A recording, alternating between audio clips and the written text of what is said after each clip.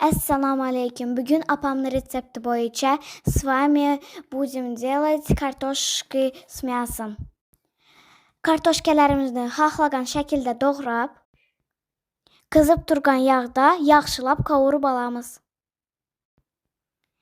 İzindən go'shtimizni yupqatib doğrab, kinza, черный перец, sol, уксус, soyavoy sous bilan marinovka etamiz. Yaxshilab aralashtirib, qizib turgan yağımıza salamiz.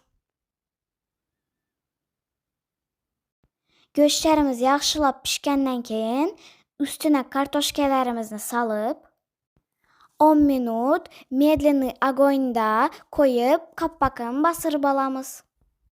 Ovqatimizning yanına apetitni ochadigan achchiq-chichiq mazali salatimizni tayyorlaymiz. Ovqatimizni chiroylatib suzib, dasturxonga tortamiz. Приятного аппетита!